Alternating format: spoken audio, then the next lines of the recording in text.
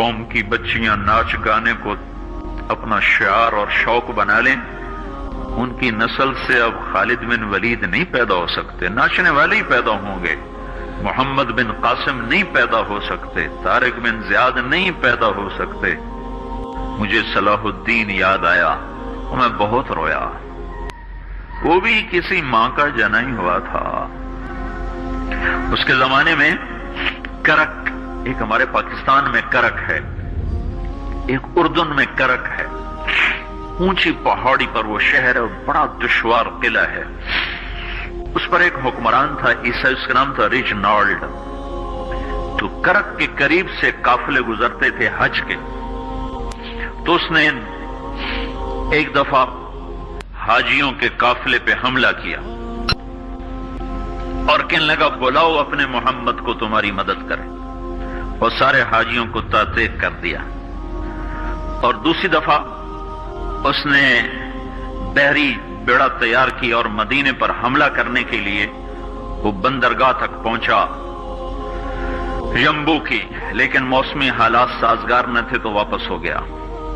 تو حطین کی لڑائی ہوئی ہے فلسطین میں، جس میں سارا یورپ اپنی طاقت کے ساتھ میدان میں اترا تھا، اور ادھر تنہا صلاح الدین ایوبی رحمت اللہ علیہ اکیلا اس لشکر سے ٹکرایا تھا، اور انہیں اس میں ساری رومن امپائر کو شکست ہوئی تھی، تو بڑے بڑے بادشاہ اس میں گرفتار ہوئے، تو اس میں ریجنالڈ بھی گرفتار ہو کے آیا۔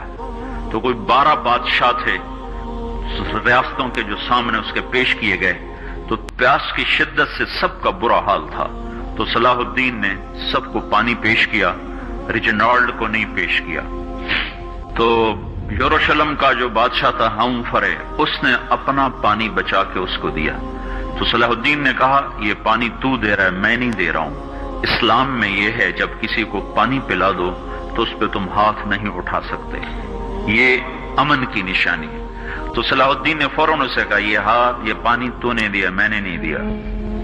تو پھر انہوں نے ریجنالڈ کو اسلام کی دعوت دی کہ تو مسلمان ہو جا، میں تجھے دعوت دیتا ہوں۔ اس نے انکار کر دیا، کہا میں نہیں ہوتا۔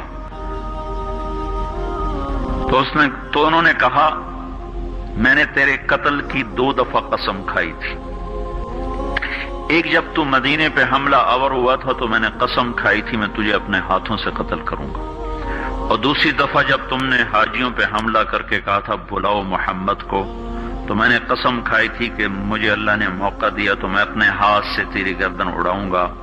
آج محمد کا ادنا غلام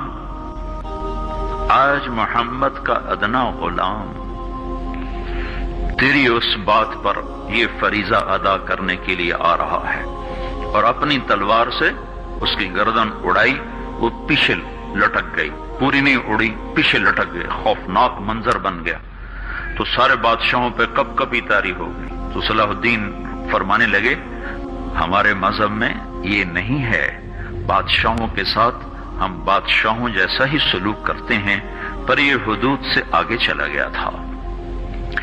اب مجھے یہ قصہ بھولا ہوا تھا، مجھے انہی حادثوں میں، انہی ہنگاموں میں وہ یاد آیا، تو بعد تنہائیوں میں بیٹھ کے بے بسی کے آنسو بہہ جاتے ہیں، اور اس کے سوا کوئی چارہ نہیں ہے۔ ہماری ساری نسل موسیقی میں ڈوب چکی ہے، جو بدن سرتال پہ تھرکتے ہوں، جو بدن موسیقی کے اوپر ہلتے ہوں، رقص میں آتے ہوں، ان پہ کانٹے ہی اگیں گے، ان پہ صلاح الدین کا پھول نہیں اگ سکتا، ان میں محمد بن قاسم کے پھول نہیں اگ سکتے۔ بانجھ ہو گئی ہے ہماری نسل، اور یہ یورپ کا سحر ہے جو چل گیا ہے، ہماری بے بسی ہے، ہماری بے بسی ہے۔ میں تو بس منت ہی کروں گا اپنے آپ کو پہچانو، اپنی ہستی حیثیت کو پہچانو، اپنی نسبت بدلو۔ تمہاری نسبت یورپ کے ساتھ ہو کے اگر موت آئی بے قیمت ہو جائیں گے، اگر مدینے والے کی نسبت مل گئی تو حضرت فاطمہ کے دائیں بائیں تمہیں بھی کھڑا کر دیا جائے گا، حضرت خدیجہ کے دائیں بائیں تمہیں بھی کھڑا کر دیا جائے گا۔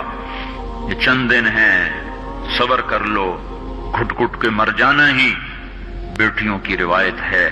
مشرق کی بیٹی، اس نے گھٹ گھٹ کے مرنا ہی سیکھا ہے۔ ہاں، یہ آزادی، یہ آوارگی، یہ مغرب کی عورت کا خاصہ ہے۔ اور 18ویں صدی تک مغرب میں بھی کوئی عورت ایسے ننگی نہ تھی، اور گھر کی زندگی تھی۔